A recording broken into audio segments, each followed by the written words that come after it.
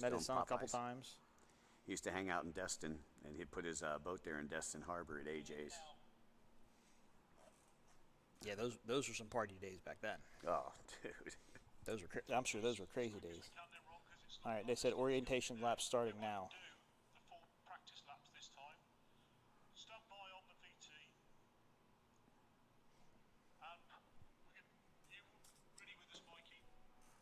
Ready when you are.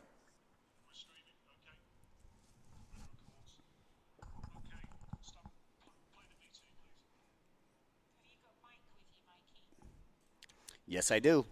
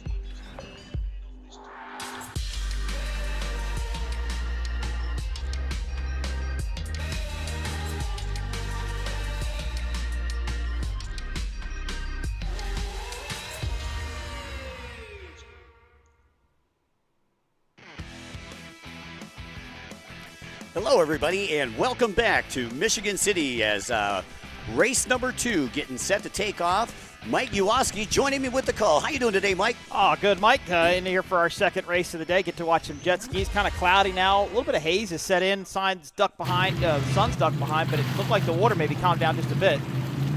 Well, I'll tell you, race number 1, we actually didn't get a full lineup of, how everybody finished. Mack ended up finishing first. Torrey Snyder was in second. Ramjeet was in third. Jimmy Wilson was in fourth. Anthony Radedick in fifth. And Arminio Iantosca in sixth. And that was in the pro class. In the amateur 300 class, Graham Hunt gained some points on Yaniel Fiallo, who is the current points leader. Connor Morrison in third, and Mike Arcamone out of Fort Lauderdale in fourth. And in the 200 class, it was Errol Lang, sponsored by Quicker Racing.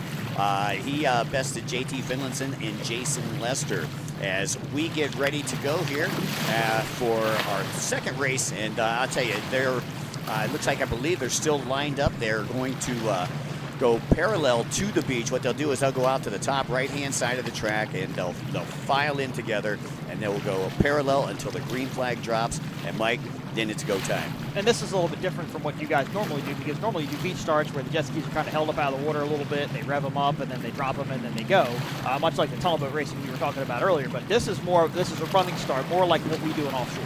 Yeah, with the sprint racing, we still do go off the shore most of the time. Last week in LaPorte, a little bit different. We did have a running start because here you have to start at least 200 feet off the shore in Indiana, and that's a state law. Because of the swim zone and all the wonderful fans out here. We looked out over the balcony where we are here on the 9th floor, and lots of fans down there on the beach getting to tune in for the aquacross race here. I know you went down to the VIP tent. Was it nice down there? Boy, I'll tell you what, the VIP tent was just that. All the big wigs were into town or in the tent, including Mayor Perry. Mayor Perry was there. Of course, Jack Arnett, Rick Wright from Visit Michigan City, LaPorte. And, of course, the guy that makes us sound good down there, Jeff Apple, and his partner, Brian, from Apple Sound. They made us sound like kings down there. Well, if you're listening to this with the VIP tent, hello, have a drink for us, and we'll be down there to party with you guys shortly. Don't forget the parade tonight, the block party happening in downtown Michigan City. Staging for that to be about 4:30, and the parade should start about 5:30 here in downtown Michigan City. Well, once again, you can see, Mike, that we're still on the parade lap. Just for everybody to keep you in the know, if you weren't here for race number 1, we got 11 course markers. The course is counterclockwise. It's about a 1.25 mile track. We got 34 racers all starting together, 17 pros, 17 amateurs. And I'll run through that lineup real quick while we're waiting on this parade lap. On boat number 77, we know him as the Chicken Hawk in the pits. It's Jason Russo. Boat number 45, Michael Bouchard. 46, and winner of race number 1, the Mac Attack, Chris McCluggage. Boat number 201 is Chris Landis, who took a 4th. Boat number 94, Ian Tosca, who took a 6th in the first race. Troy Snyder, boat number 118. 911, Francis, he was running in 2nd, and then he told me, you know, they overheated. Tori Snyder, who hole-shotted, ended up in 2nd after a close encounter with one of those big marshmallow buoys out there. Boat number 585, the Nolanator, Victor Nolan. 73, Greg Radulski. 243, who took a 4th, James Wilson. 191, Sophie Francis. 153, Anthony Radetich, which he took a 5th. But that's Sea-Doo's best finish so far this season. Eric Lagopoulos on 361. You got Brian Baldwin on 502. Baldwin came into this weekend 3rd in the points, the 2019 champion. Unfortunately, another one of those who had a clutch issue. Now, the big surprise in race number 1 was my good friend Vanjie Ramji. And I don't know if you knew this, but I'm the race director down in the Cayman Islands. And Vanjie is from the Cayman Islands. Oh, cool. So another one of our products, you know, that we're bringing up here. He ended up 3rd overall in that first race, probably the biggest surprise that we've seen out there. And another big surprise, 105, Daly, who was the points leader coming into the weekend, 14th, overheated. Wow. So tough break there for the Broward team. As we take a look down at the amateur 300 class, your first place racer was boat number 808 out of North Carolina, Graham Hunt, sponsored by Champion Power Sports. He gained 5 points over 2nd place, Daniel Fialo. Fialo again coming in here with the points lead. Tyler Erith will be on boat number 143. Jason Redderstorff on boat number 426. Chris Teff on the 411. Boat number 82 is Jonathan Dent coming all the way from the Honduras. And boat number 134, Dennis Hughes. 224 is Carson Peterson. 88, Arnold Martinez. And taking a 3rd in the first race, boat number 177, Connor Morrison. Going down to the amateur 200 class. Again, we got 3 classes out there, 34 boats. In first place was boat number 101, Errol Lange. Boat number 55 was J.T. Finlinson, one of the younger riders and an Indiana native, known the Syracuse Mafia, they call themselves. Okay. Syracuse, Indiana. Also, we got Sammy Nemi from Broward Motorsports. He'll be on boat number 13. And Dr. Jason Lester, boat number 35. Spends his Mondays through Fridays as an emergency room doctor. Well, he could treat some of the accidents out there. If anything ever happened, always good to have a doctor on scene. Well, unfortunately for him, back there in 2019, he broke his leg, so he had to sit out most of last year for the races that did run in 2020. But we certainly are glad to have him back, and he took a win just last weekend in LaPorte, Indiana. So he's definitely one of the ones you want to watch in the Amateur 200. Now, when you see the live stream here, we focus on a lot of the pro stuff, so you don't get to see a lot of the amateur stuff. So to all those amateur families out there that are watching, we apologize in advance. It's not us. We're not working the cameras up here. We're on the 9th floor of the Newcastle Beach Club. Special thanks to the Best family and David, who purchased the property up here. And we're just hanging out here in the penthouse. It's not a bad place to be. This is actually the tallest building on the beach in Michigan City, Indiana, and we're lucky enough to be hanging out at the top of it. That's it. Once again, don't forget, I'd like to say again a special thanks to the Creekside Bar and Grill for everything that they did after the golf outing. The Sunset Grill, great party. Blue Chip Casino last night, amazing. And as we pointed out, a big shout out to all of our great friends over there in the VIP booth. Mike and I will be down to join you immediately following this, and then we're going to stage for that boat parade tonight. Yeah, get the boat parade going on. We'll Facebook Live that on OPA's page, so make sure to tune in. That's always a good time. Teams like to have a lot of fun, and if you've ever been to Key West, Florida, you've run the block party in Key West for the offshore road races, this is very close to that, if I think not bigger. So always a good time here in Michigan City, and the fans are just super cool here. Everybody is just so nice. It's nice to come to a race that where we feel appreciated. Not that we're not appreciated at other sites, but these fans really get into having you guys here, the aquacross, the OPA boats, the offshore boats. They just get super excited, so it's a lot of fun. Yeah, and speaking with Jack Arnett and Rick Wright from Visit Michigan City LaPorte, they estimated last time we were here, over the whole weekend, they had over 200,000 fans come in Friday awesome. through Sunday. But just at the boat parade, 35 to 40,000 people. So it's going to be a good time tonight. I hope you brought your party hat, Mike. I brought my party hat, and I brought one of those stabilizers for my phone there, so I can take a video of it. I got up on the deck of the Geico boat 2 years ago. We were here in 2019, and I couldn't believe how far deep the people went back. Like, once you got up there and looked at it, it was crazy. So it's a good time here in Michigan City. It's great to come up here in the OPA world. We call this the Northern Swing because we were in St. Clair last weekend. We're up here this weekend.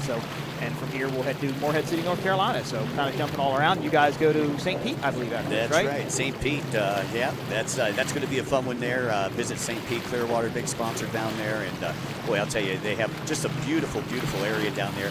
Unlike years past, we're not going to be racing on the Gulf of Mexico, but we're actually going to be racing in the Intercoastal, which is going to be a little bit different, probably a little bit calmer, and a little bit more of a high-speed track for a lot of these aquacross races. So do these racers tend to favor the high speed to the rougher tracks? Does it suit some better than others, setup wise? Most of the racers like the waves because it becomes an equalizer. Some racers have more money than others, just like in all the racing that we've done throughout the years. And they feel that when there's a lot of waves, a lot of surf out there, that it kind of becomes an equalizer. And when you pointed out in the first show, Chris McCall was flying really flat, was getting really across the top of it, picked his lines really well. You explained that he was really looking to get into those corners and trying to straight clean. And when you look back to some of the lower class riders, not saying these guys are any worse or not as talented as shirts or anything like that, but they just weren't running as smooth as Chris was. So I see what you mean about wanting to be just a little bit of bump. Plus the skis are going to run better when it's bumped up anyway. Nothing runs good when it's flat unless it's a flat bottom tunnel boat. Right, well, yeah, exactly. They tend to blow up a lot when it's too flat. So you want a little bit of chop, you want a little bit of equalizer out there. Once again, getting ready to start race number 2, P1 Aquacross here from Michigan City. Again, this is the pro class, and they are combined with the amateur 300 and 200 class. And I can see the marshal has got the green flag up in the air. But I'll tell you, Mike, it's got to be like herding cats out there. Oh, you got sure. 34 guys and gals on jet skis, and you can just imagine the butterflies, the adrenaline, 34 boats going into one turn, no brakes. It's got to be pretty hair-raising to a lot of these races out there. Well, I can tell you when I raced in Class 6 with Jim Jackson and maxed out, we'd go into a corner with 10 to 12 other boats that were 26 feet in length, doing 70 miles an hour, and we could reach out and touch each other. I mean, I could literally reach out and put my hand probably in the other boat. My throttle man Jim would yell at me a couple times, and I'd be just like, I got it, just let me do my thing. So I understand the chaos that can come with this. Yeah, and that's what it is, chaos, but it's controlled chaos. There'd be a little rubbing, there'd be a little scraping, maybe a little cracking, but as long as everybody comes out of the first turn, and that's what Michelle explained to me earlier, that's the reason for having that long back straightaway, is to get some of the groups to separate out a bit. They get around that first turn, they get on that straight. Obviously, the pro boat's going to be considerably faster than the amateur boats, so that'll pull them ahead a little bit further, kind of space them out just a bit. Right. Well, you still got to keep your fiberglass guys in business as well. And we do a good job doing that. I'm sure. Yeah. But you got to keep the ski above water. So that's it. Don't be cracking too much stuff up there. It could make a bad day. Yeah. Don't go Titanic on us. That's for sure. So once again, Mac, Tori Snyder, Ramjeet 1, 2, and 3. Again, Ramjeet, a big surprise there. No surprise to me, though, because he's a beast.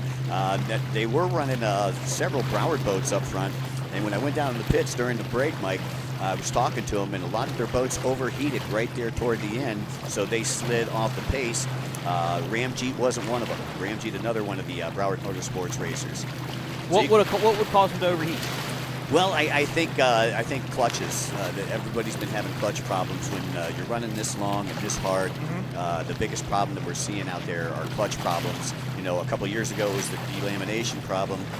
Now we need to fix those clutches, and the problem is that you can't get a lot of the OEM parts because most of the OEMs were only at 30% production here over the last year. Supply chain issues just like everybody else is having around the world. Now, back in my day of jet skis, two-stroke jet skis, stand-ups, old Sea-Doos, it was a straight clutch straight to the drive shaft, and it had a little rubber bushing in there, and that's it. Explain the clutch theory a little bit more. I guess it's because these four-strokes are putting out so much torque. Right. You've got to introduce it to the shaft a little bit easier. Well, and that's the thing, too. You get them detuned, basically, from the U.S. Coast Guard, and then these guys go in and they retune, their ECUs, and they dial up some more horsepower. Well, the clutches ain't used to that. The clutches aren't tested like that from the R&D factories, from the Sea-Doos, Yamahas, the Kawasaki's of the world. So does anybody make an upgraded clutch for them? Is it? Well, that's the whole thing, is that they're not allowed an aftermarket clutch. Okay. It has to be a stock So that's clutch. another rule within the class. Okay. Right. But you can't be we talked about motocross, supercross, we're watching, I think it was Southwick a couple weeks ago, they'll put on the pit boards easy on the clutch. Because of the sand track, you'll obviously start burning the clutch up. But these riders can't control the clutch, right? I mean, it's doing whatever it wants to do. They don't have a lever. They don't have a pedal. They're not clutching it. It's just whatever it wants to do internally. Exactly.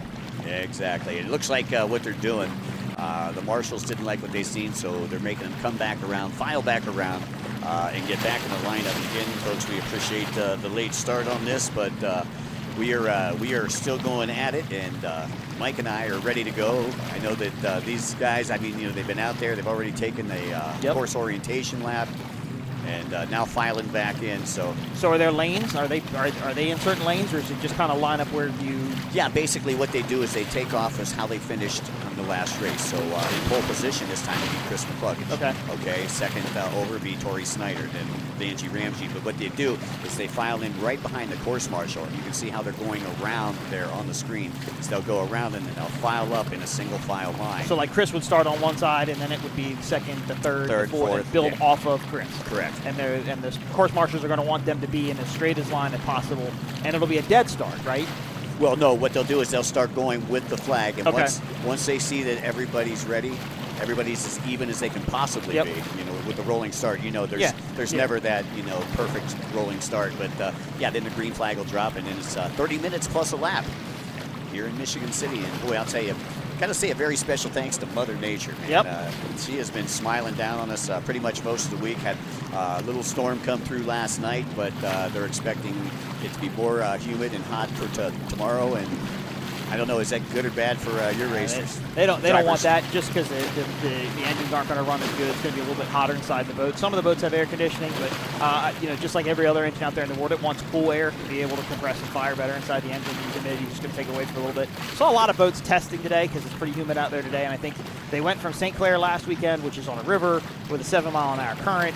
The lows at night were in the 50s, the highs were in the 70s, so obviously it was a much different weather. You come out here, you run on the lake. This lake can change at any point. Geico did a video, Miss Geico did a video earlier in the week where Gary Strake talked about how they put the boat in the water, they went with one setup. By the time they went out to race, it completely changed, and they didn't think the boat was even going to get through it just because of how much it changed. And the lakes can blow up here really fast. I mean, you figure this is wide. I mean, hundreds of miles wide probably. Sure. You get a long fetch of wind there, big storm to come up. It'll chop it up pretty good. Yeah, that's all it takes is that wind to turn and make it come from the north instead of the south. The wind coming from the south today. That's why stuff is laid down a little bit for us. So you can just see how wide that starting line is. 34 racers wide, and looks like a pace boat right there in the middle. As our marshals get set to take them here as we get ready for hopefully a green flag start. Well, it looks like there might be a couple of boats in the way there. Kind of hard to tell from our vantage point. It looked like the course marshal may have been pushing some people around. Well, when you're that spectator out there and you want the best seat in the house. You're going to go as close as you can. Well, I'm going to tell you, that's probably not the best seat in the house because you don't want 34 jet skis coming at you at 70 miles an hour. So that's going to sink your boat really fast. If one of them goes through it, it's going to be bad. But now these guys are probably starting to get hot too, right? I mean, they're wearing wetsuits, they have their helmets on, they have their goggles. I mean, they're in race trim. So the longer they idle, the longer they wait, they're going to get hotter. Not really affect their thinking maybe a bit much, but they could get fatigued a little bit quicker. Right. Just because of building up that heat, just a bit faster. Nothing to be worried about. We have that issue when we race down in Sarasota. because it's such a long taxi out to the actual race course. And I think it was 3 years ago, Arminio Iantosca, who came in second in the points, boat number 94, racing in this one, actually ran out of fuel on the last lap. And I can believe it. Yeah. I don't think that we're going to have any fuel issues here because it's not as long as a taxi, but the longer they stay out there, again, the worse it is for all of them. Well, yeah, and in Sarasota, it's not like you can have the aquacross guys out on the beach, because I've done races down there for years, and once you get out there on the key, you don't get back in. You're out there to be out there until probably like 6 or 7 o'clock at night, so you get to come back in. So that makes sense why you wouldn't put them out there on the beach. But then they got to go from 10th Street boat ramp, right? That's correct. All the way out through Turtle Pass, I think it's called, and then out to the port. And then out to Lido, right? Yep. Lido Key. So beautiful area down there. I'm a huge West Coast Florida guy. Yeah, I don't know if you were down there this year, but I found out they put in a $12 million beach renourishment program. Okay. So they've got like 300 feet more beach, Awesome. So a lot more room to spread out down there in Sarasota. Always a joy being in Sarasota, and we're going to be back there again next July. Yep, that's an ongoing event. Lucy and her staff down there do a great job, and been on board with P1 and OPA for a couple of years now. That event, it did change dates. It was always on it was years on 4th of July weekend. I remember spent 4th of July in Sarasota for years.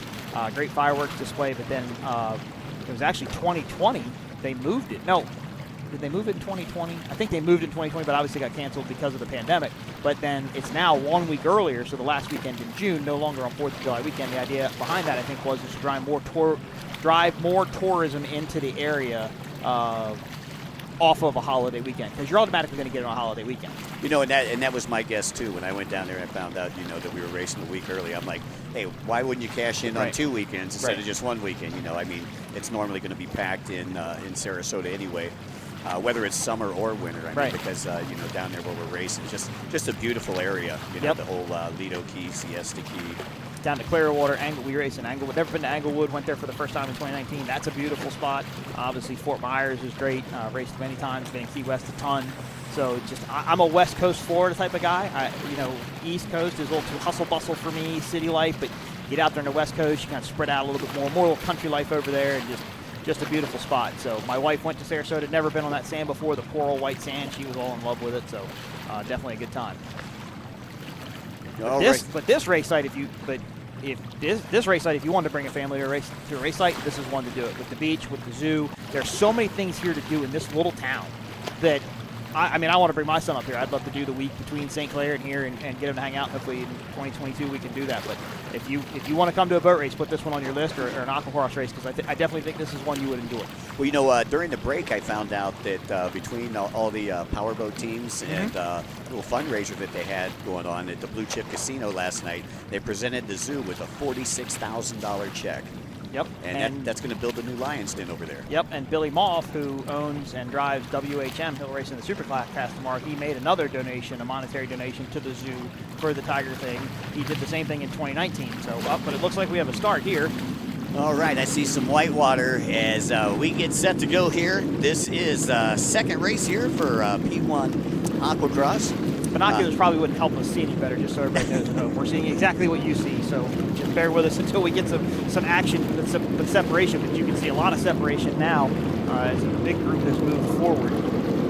Yeah, you can take a look. We're about 4 wide as we go into turn number 1 right now. And trying to get a number there on the lead boat. That could be 94, Arminio Iantosca. Iantosca, who came in again in second place. It looked like the 201 of Chris Landis, sponsored by Riva Racing. He's on the black Yamaha on the outside. I was going to ask if Riva Racing's still involved with it. I mean, they're big down in Florida, been around for a long time. Oh, yeah. Dave Bamdis sponsors a lot of the racers out here. Brian Baldwin, who's currently third in the points, one of his big stars, as is Iantosca. Iantosca, who is your race leader right now, just made the switch this year from, he's been Sea-Doo pretty much his entire career, and just went to Yamaha this year, and is currently in second place with only a couple more events to go. Now, where is your should we say heat run or race 1 winner, Chris McCluggage? He won by a lot on my first race. Well, I haven't seen him yet. I'm sure we'll be talking about him, looking for that yellow numbers. Yep, I do remember that. But now you've got a battle. It looks like, see, I get all confused because I didn't see the boats up to the left there. And working that sweeper. I believe this is on the east end of the track as they get ready to head down that back straightaway. And it's actually like a back dog leg. They kind of come in at a 45-degree angle and have to go back up to the top left-hand side of the track to get into that sweeper. So you got a sweeper really on both ends. And then you got some dog legs and some chicanes in the middle. And you can see that dog leg right there, the right-handed turn as they head back out to the top left-hand side of the track. Arminio Iantasca out of Naples, Florida. And, what a great story this guy is. He's riding for Dean's team, and Dean Cherrier, one of the master mechanics in personal watercraft racing. He's been racing for 25 years. He's been racing aquacross for 8 years. He took a little hiatus last year.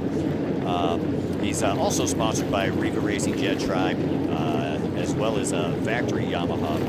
His best finish in P1 Aquacross was in the pro class. He took a second in Sarasota back in 2019, and he took a second at the World Championship back in 2019 as well.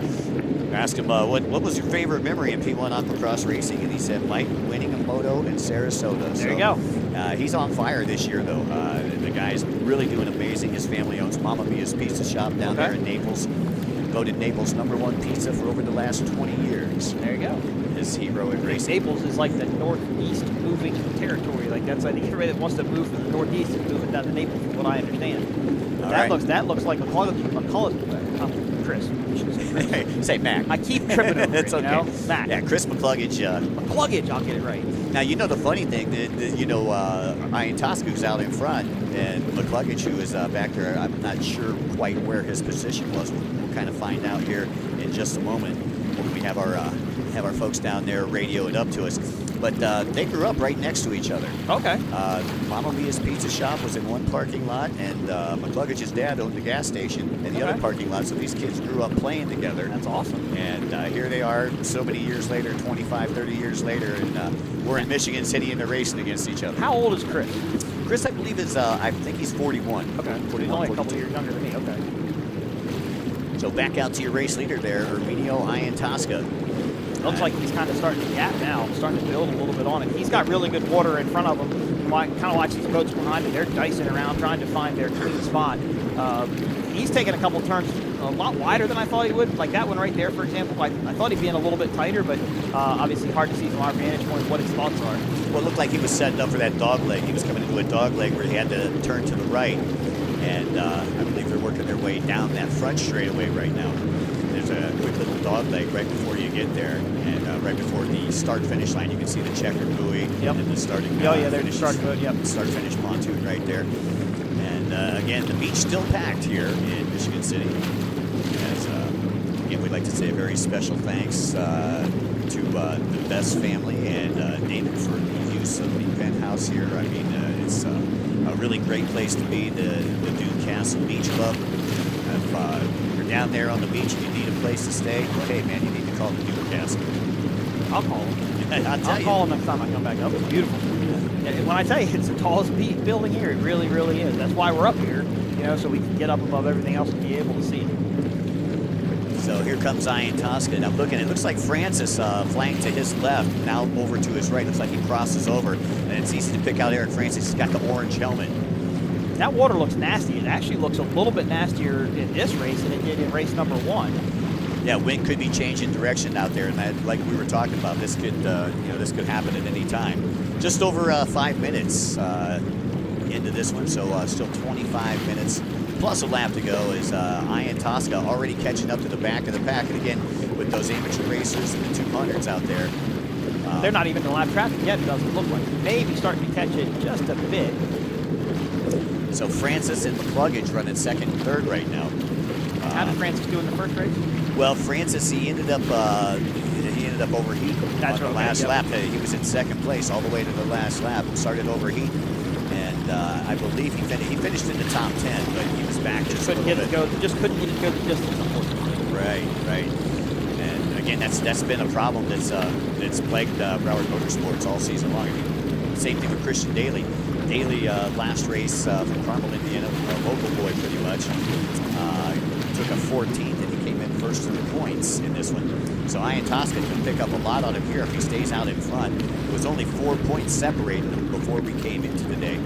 And Ian Tosca had a 6th place finish in the first race. And if he could take a win here, that would turn him into our 1st place competitor as we move on to the same team. That's awesome. Sounds like it's going to be a good battle. A lot of boats bouncing around that corner. There was one that took it really wide. Looked like he got a little bit of a strange hop. These guys are definitely holding on for dear life when they go into the corner. You mentioned a paraplegic is out there. Paraplegic, obviously, somebody that doesn't have use of their legs from their waist down. Yeah. How does he do it? Like motocross, supercross, you see him ride with a cage, right? So they get, like Doug Henry basically is strapped into this roll cage, if you would. How does it work out here in the jet ski? It's a lot of leg strength here. I believe he's got like a self-made seat belt, but he's got a lot of upper body strength. Okay. I mean, like I say, this guy was a combat warrior for the United States. You know, one of our heroes. You know, and unfortunately, you know, for him, nothing happened to him when he was over there in Afghanistan. You know, it happened when he came back here with a drunk driver, and that's never anything. That's unfortunate. Yeah, Anthony Radetich is on boat number 153, by the way. He's one of the lead sea-doos out there. Took a 5th place in the first race as we take a look. And he's running the pro class? Yes, he is. Okay. Take a look back out there at Ian Tosca. Ian Tosca, again, working his way through that dog leg. And now I think he's up into lap traffic. He seems to be getting them around them fairly well for as nasty as his course looks. Well, you know as well as I do, Mike, you know, a lot of times it all depends on how you get around that lap traffic, you know, whether you got the victory or, you know, you got the 2nd place, because you can have 2nd place right there behind you. If 2nd place sees that opportunity, you know, don't leave the door open, is what we like to say. Yeah, don't let them push you wide, because that'll give a chance for somebody to look in there. Meanwhile, that 2nd place boat wants you to get into a battle with a lap traffic because it's going to slow you down a little bit and let him close up the gap. Never heard close up the gap. Any females racing here? Yeah, we do have in the amateur class, I believe, Valentina Lascano. She rides for Miami Jet Ski. Okay. And her boyfriend actually took I believe it was a 4th in the first race. Chris Fernandez, also sponsored by Riva Racing. Okay. That's what we're talking about.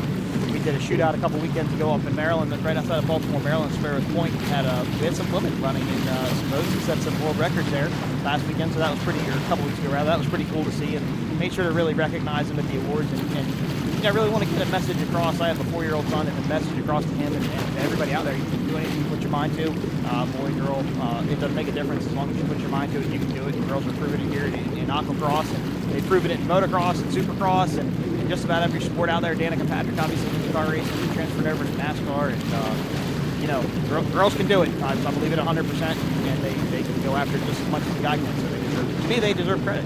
Yeah, and that's it. You know, you set goals. Yep. You know what I mean, and you take those steps to achieve those goals. And you know, as long as you have a good work ethic, you should be fine. There is boat number 916. That's Mike Arcamone.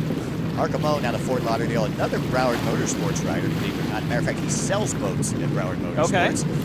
And he's been up here all week with us. He took a 2nd in the amateur last week in LaPorte.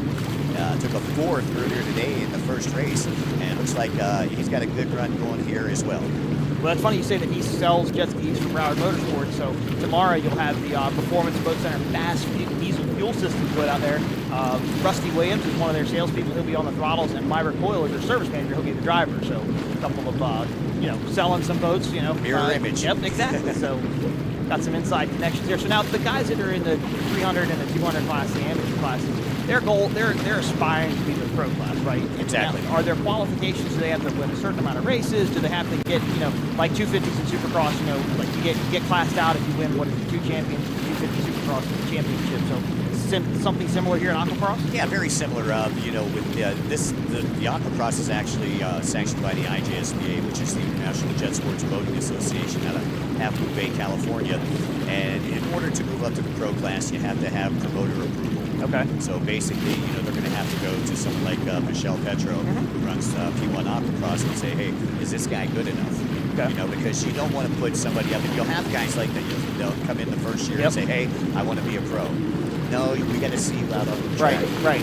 Now, one guy who wasn't like that this year was Tori Snyder. Okay.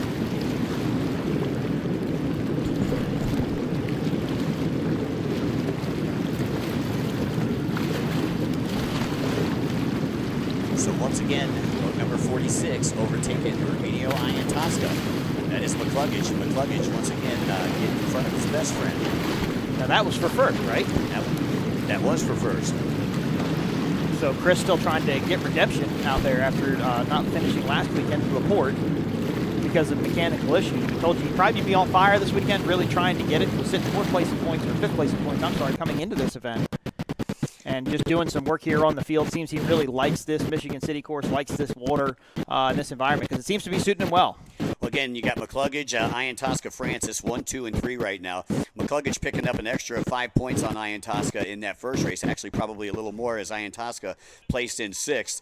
McCluggage got 25 points, and that'll give him 125 so far for the weekend. And I'm sure another 25 would really help him out and probably put him into the top 2 if things stay as they are. Now, we keep referring motocross, supercross, and I apologize about that, but does it points pay higher in the second race than it does in the first race, or is it just 25 and 25? Or? Yeah, the way that the points work, Mike, is 25 for first, 20 for second, 18, okay. 16, 14, all the way down. Okay. Until you run out of points, so to speak. But it's not like a 1-1 or a 1-2 in motocross, or where you can get more points in the second moto, maybe take the overall or something like that. It's a flat point system all the way across. Flat point system all the way across. You get points for every race. 3 races each round.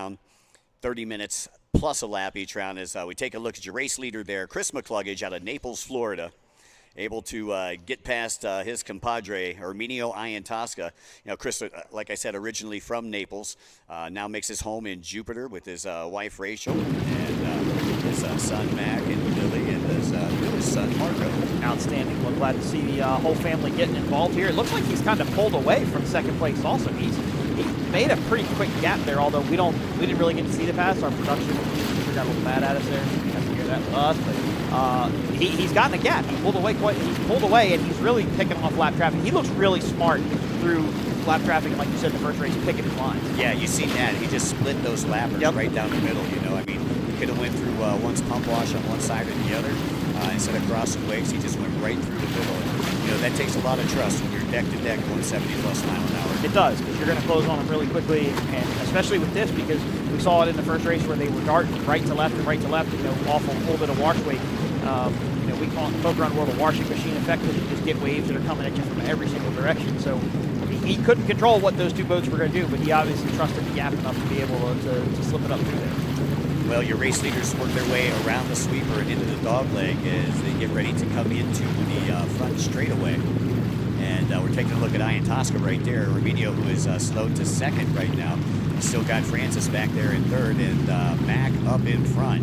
And we'll go to your official stopwatch. We should be almost about halfway, I think. Yeah, we're close by my watch here. And again, this is unofficial. We're about 14 minutes and 25 seconds Not into bad it. for my first jet ski race. Not too bad. I cheated. I looked at the clock on the screen when you said the time, and I've just been kind of watching it since then. So don't think I'm a real professional or anything. I just paid a little bit of extra attention there. Well, sometimes you hit the stopwatch and you forget to hit the stopwatch. Oh yeah, so yep. I get critiqued for counting laps in offshore powerboat racing. You've done a couple of our races now, and it's miserable. Oh, it's horrible. I have yet to be able to figure out a way to do it except to get an assistant. And jobs that pay at 0, it's really hard to hire. And once again, going back out, I believe that is your race leader there, McCluggage. You can see how the sun is affecting, the numbers right there. Yep. Really difficult for us to see the numbers, and it's not that we can't see up here. I mean, we've got a beautiful view of the monitors, but the way that the sun is hitting the numbers right now, So I've noticed a lot of riders here, and I think Chris is one of them. No visor on the helmet. A straight rolled back helmet. Right. I'm guessing because they don't want it to get ripped off from spray or... Well, it's not so much they get ripped off from the speeds that they're going, but if they fall in the water, then it rips off their head, and if they don't have a break their neck. brace. Okay. Yeah. Now, what kind of goggles are they running? Are they running tinted lenses, clear lenses? Is it a special type of goggle for jet ski racing, or is it? It's not a tearaway like motocross. Basically it's a regular goggle. Still foam insert around the face. Right. Some prefer clear, some prefer the tinted, but most of them all prefer Rain-X. I would imagine so. Yeah, that would make sense. Well, same thing in the offshore world. Always wiping them down. I was asking though because we have the problem with the offshore boat too. The glare here really changes later in the day as the sun starts to set down to the west. We're almost dead across from Chicago. If it was a clear day, you'd almost be able to see the Chicago skyline.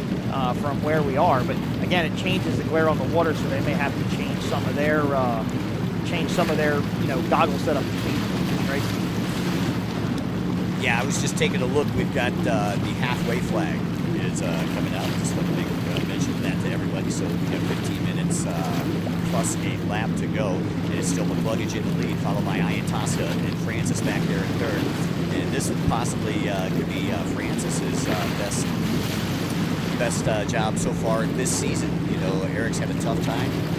Again, had some overheating issues in first race, and he's just been plagued with issues. And he was the 2019 world champion. So, you know, I was talking with Taylor, who is doing our TV work down there with the Green Lake crew, and she was asking me about it. I'm like, you know, he's done a lot of stuff over the last year. He's just had a new baby, and just opened up a new business. His business is doing very well, selling pinball machines. Oh wow! Okay. And so he's been. If I get a basement, I'll give him a call. Yeah, I'll tell you.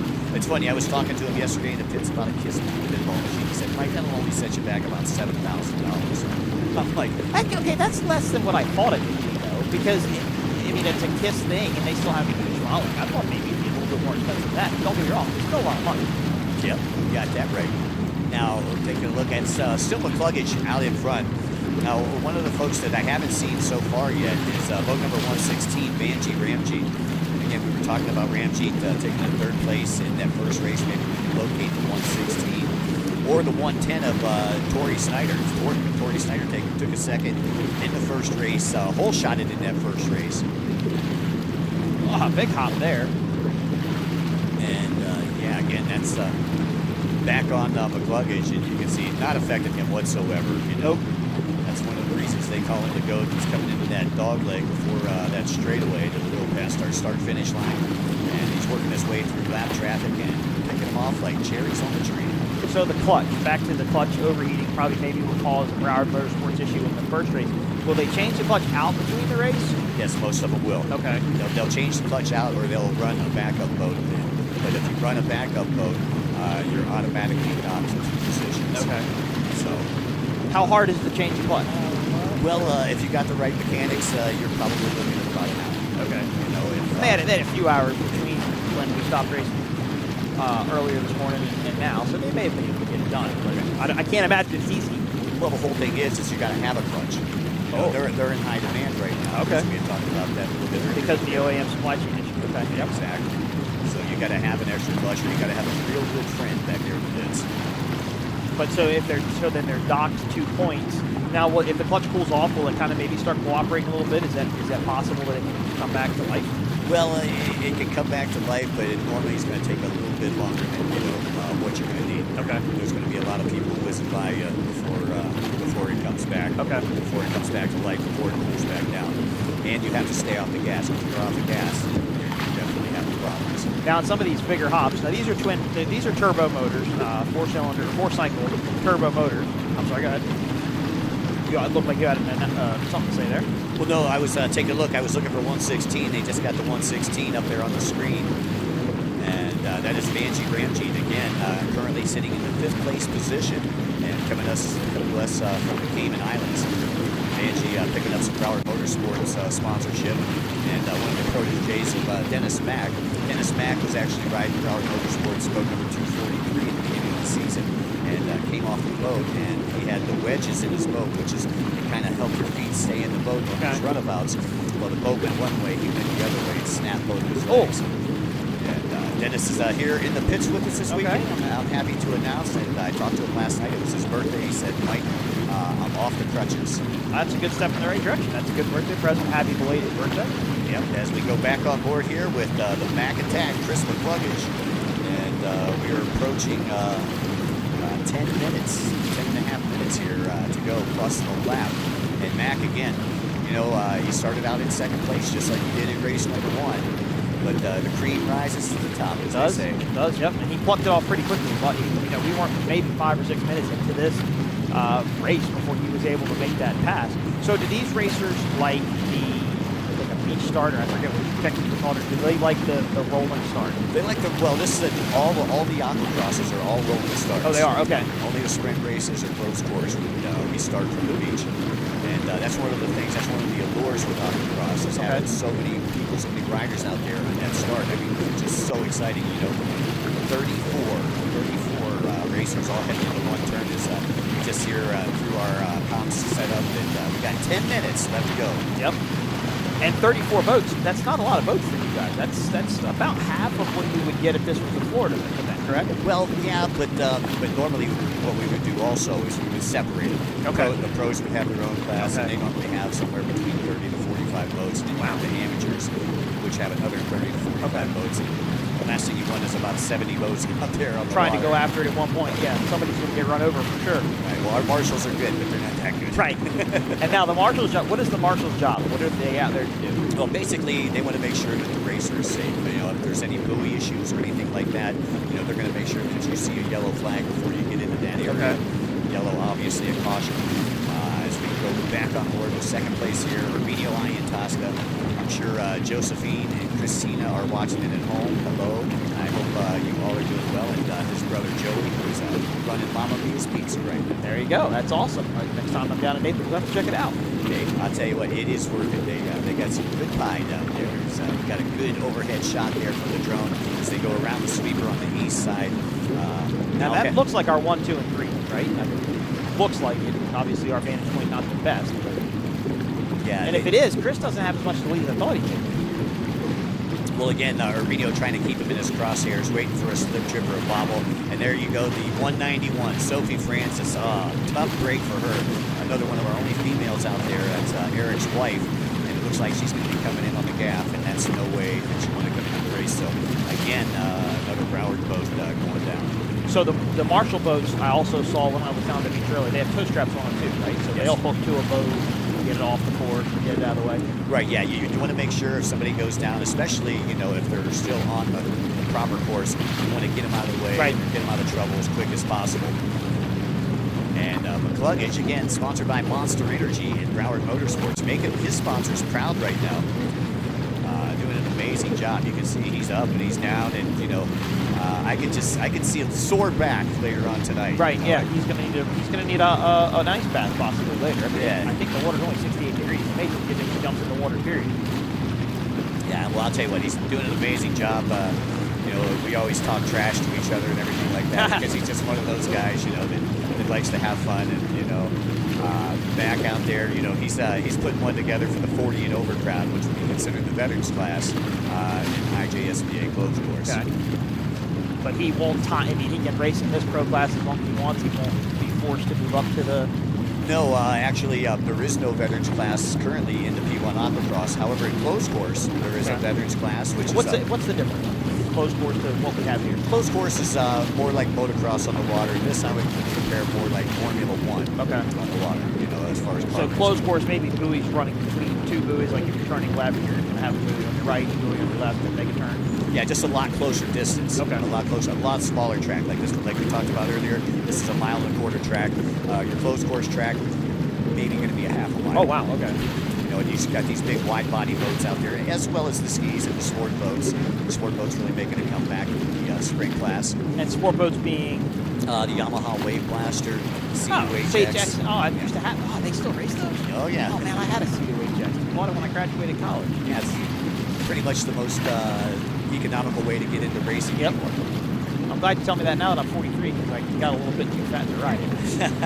I realized one day I couldn't get up on it as easily as I used to be able to. I used to have to roll it over on its side, start it up, and hit it, and then lay it back down to be able to get up on it. This is where when I was a little bit younger, I could climb up on it and just sit on it. It wouldn't have anything to do with beer, probably, but got it big enough to not be able to ride it. But I love that jet ski. That jet ski was a lot of fun. You know, I'm taking a look here. You have McCluggage out in front. You know, we've been seeing a lot of Chris here on the live feed. 94 was in second. That was Ian Tosca. But now, boat number 116, Banshee Ramji, has just advanced into second. 94, Ian Tosca back into third. And then we've got Tori Snyder in the fourth spot. Followed by boat number 143, which that is Tyler Earith, but I don't believe Tyler is actually in fourth place because he is in the amateur class. But they do have 243 in fifth, which I would say he's in fourth. And that is Jimmy Wilson. Well, your scores have just about a hard time here as we do with offshore power racing, being able to keep who straight where they are and what place they're in. And, you know, luckily you guys do the time, so they're just running the clock and then they'll throw the white flag up rather than try and have to pull tape or count laps or even do it a tracking system like, you know, other motorsports do where they, you know, cross the start finish line and keep track of them doing it. And we're taking a look at Vanjie Ramjeet there on the camera right now. Vanjie Ramjeet, his father and mother watching on from the Cayman Islands, Mr. Vincent. That was a boat down there. I think that's what it looked like to me. Yeah, and it looked like he was able to get around them pretty handily. Now, if somebody falls off and there's a boat, will they throw a yellow up on the course? What's the procedure if somebody's off of the boat and your boat's floating there? Yeah, normally what they'll do is they'll get somebody one buoy beforehand, throw in a yellow, and then two marshals actually tending to the boat that's down. Are there rules in a yellow zone, like with, you know, with motocross and cross, if it's yellow, or if it's like motocross, like you can't jump, something similar here? Yeah, normally from yellow to yellow, or from buoy to buoy, if there's a yellow, you can't pass between those two buoys. Now, anywhere else on the track where there's not a yellow, you can wide pass open, on the track. whatever you want. Wide open, yeah. Unlike NASCAR, where if there's a yellow, you know, everybody has to file down. Will they stop a race? Will they red flag a race? Yeah, if they red flag a race, 3 reasons in which you'd see a red flag out here this weekend. One would be that there's somebody injured out on the track. 2 would be that there's a buoy that's moving and they're getting them in trouble. And 3 would be on the start if somebody crosses over and takes everybody's line away. Those are the 3 options that you would see a red flag out on the track. McCluggage just dicing up the competition right now, doing an amazing job. Able to keep that Broward Motorsports machine out in front, and I'm sure that makes Sam Neebe smile here. And Sam is the owner of the Broward Motorsports team. And, that's a full-service dealership, motorcycle, ATVs, jet skis, right? They got them all. They got a little bit of everything. Sam also is on a show on the Discovery Channel where he goes out and tests all kinds of new racing products. Oh, cool. Which is pretty neat. He said they just extended his contract yesterday, so glad to hear that for Broward Motorsports patriarch, if you will. So speaking of television shows, Amazon had this show about these guys that went to the Arctic Circle on jet skis from, I believe, it was Washington State. Did you ever see that? I have not. It was a whole series. It was like 5 or 6 series of these guys doing it. And they got on some Sea-Doos, they packed it up, and they went up through Washington, up around like Dutch Harbor in Alaska, where you see like Deadliest Catch. Pretty cool show for a while. Yeah. It was like an adventure tour guide guy that was based out of Washington. They put a whole bunch of stuff together and went and did it. Nice. The amount of attrition that those skis went through was pretty incredible. Those skis, they worked those skis pretty hard. Can't even imagine. Yeah. Can't even imagine. Taking a look back out at Ramjeet. From what we understand, Ramjeet is slowly trying to reel in your race leader here, McCluggage. And as we take a look out there, it's McCluggage out in front, Ramjeet in second. Big shout out to Bane Ramjeet, his uncle, who is he's my tour guide when I go to the Cayman Islands. There you go. I'm sure they're all listening in down there. Boat number 94 is still back there in the 3rd spot, Ian Tosca.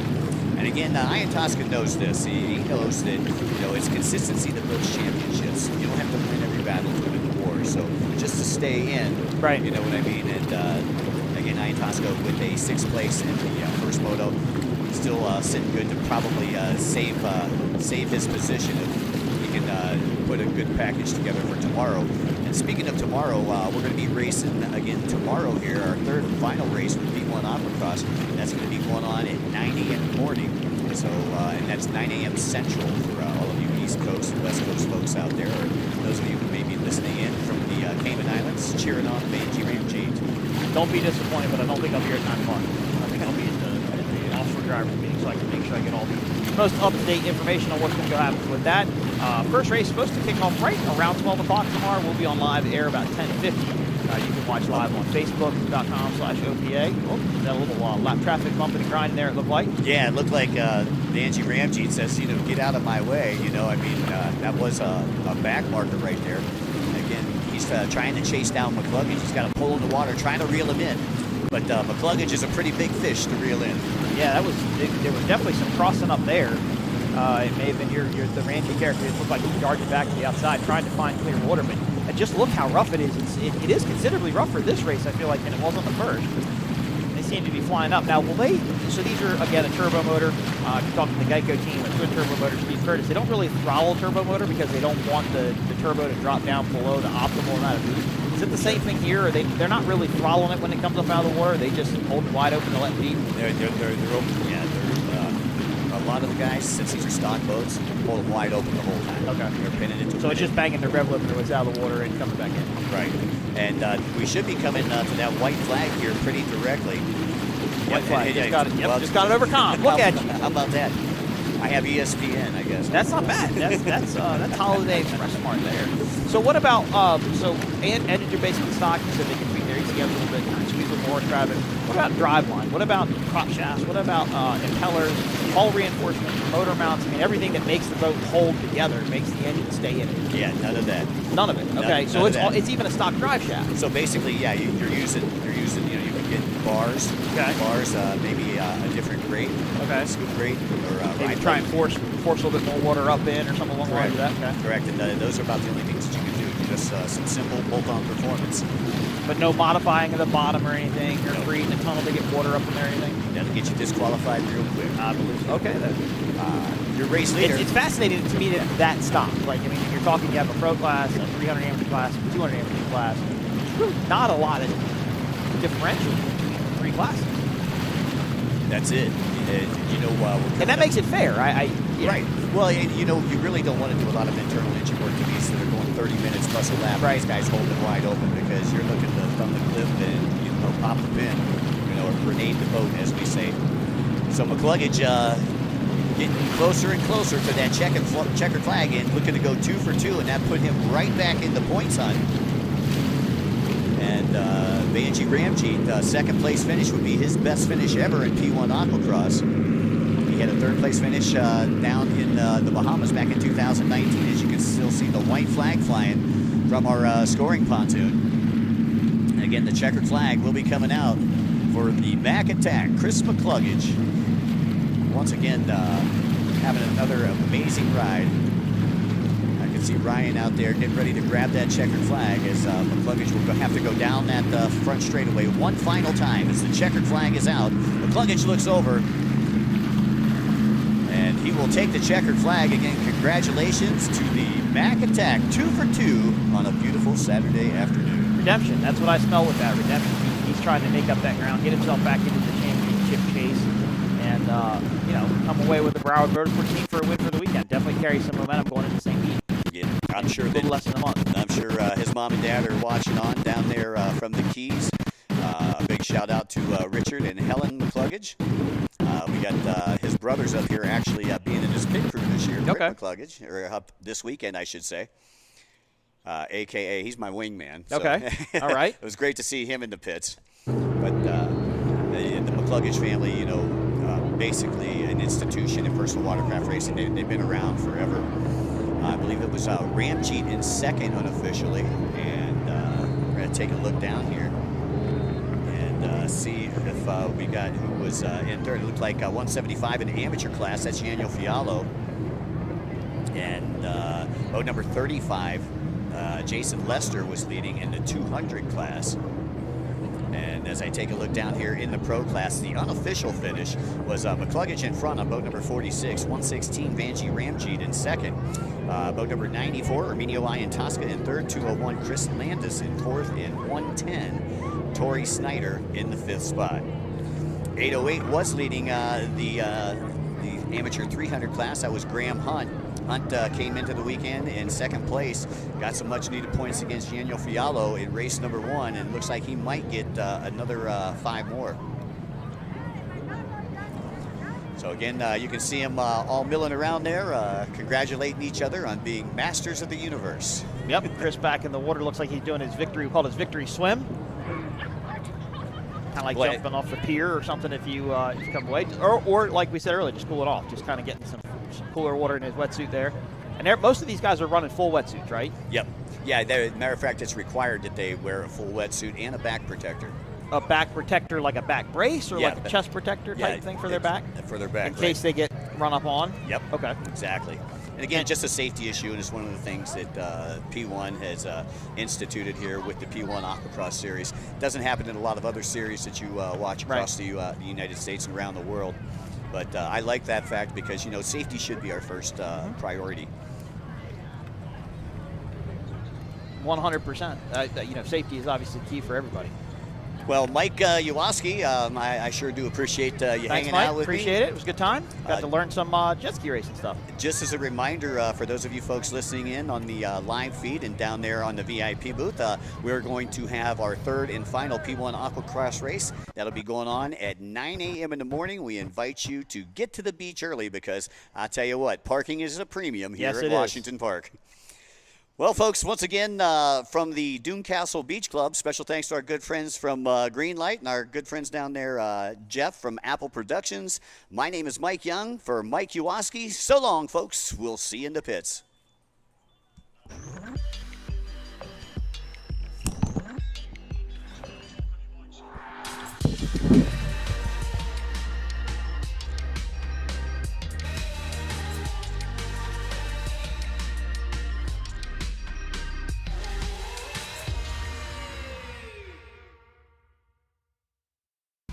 Nitro Circus is back with the action-packed You Got This tour.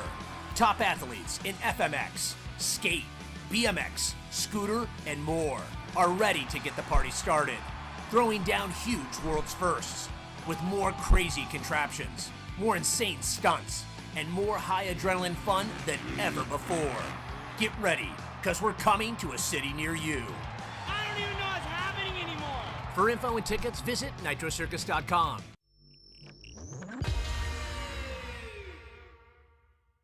One of the main reasons for poor vehicle performance is a dirty fuel system. It can cause decreased fuel economy and actually do harm to your engine over time. By adding Lucas Fuel Treatment to your vehicle, it cleans and lubricates the entire fuel system, pump, carburetors, fuel injectors, and valves as you drive. It also improves your vehicle's performance. It's a non-solvent product designed to protect both gasoline and diesel engines. Lucas Fuel Treatment. It works.